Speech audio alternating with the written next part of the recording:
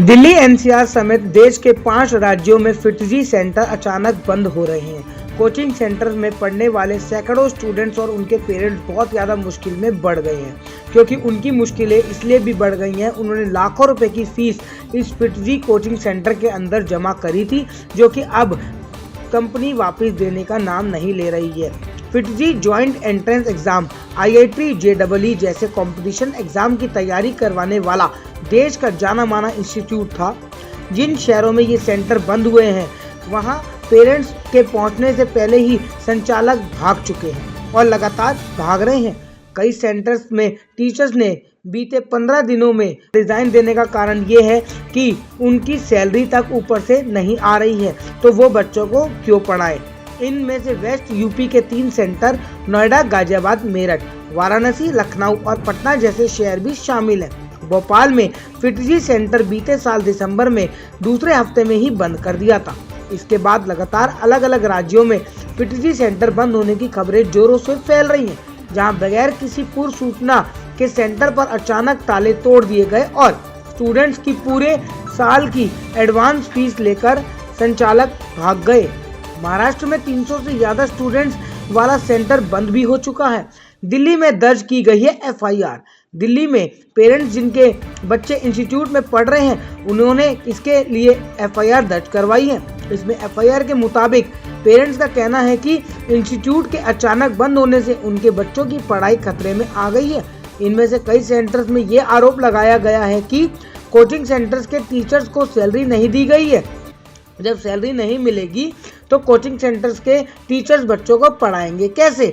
लेकिन पेरेंट्स का ये कहना है कि इसमें बच्चों की क्या गलती और पेरेंट्स की क्या गलती है। उन्होंने तो लाखों रुपए की फीस फिटजी में जमा करवा दी है। 16 दिसंबर को फिटजी कोचिंग सेंटर के 25 से ज्यादा स्टूडेंट्स और पेरेंट्स ने हंगामा किया था। MP नगर थाने में शिकायत की थी। उन्होंने कोचिंग संचालक के खिलाफ फीस के रुपए हड़पने का आरोप लगाया था। साथ ही एडवांस के तौर पे जमा की गई फीस वापसी मांग भी थी, लेकिन उन्होंने वापसी देने को मना कर दिया।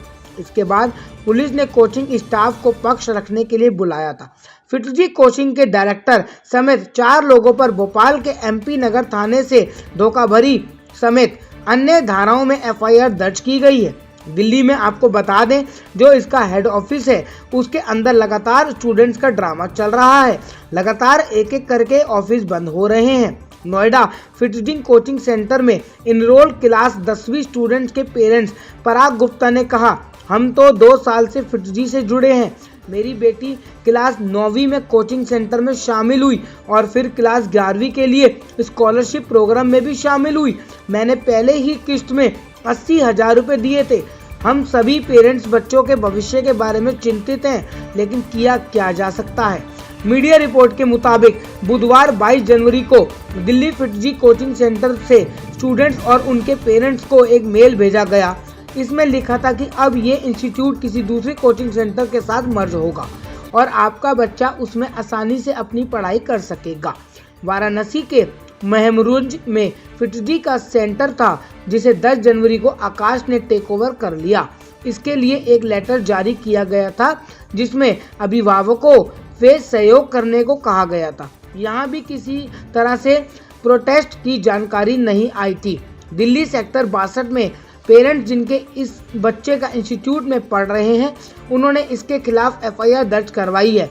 इससे पता लगता है कि फिटजी कितनी बड़ी फ्रॉड कंपनी बन चुकी है और कंपनी का दिवालिया निकल चुका है।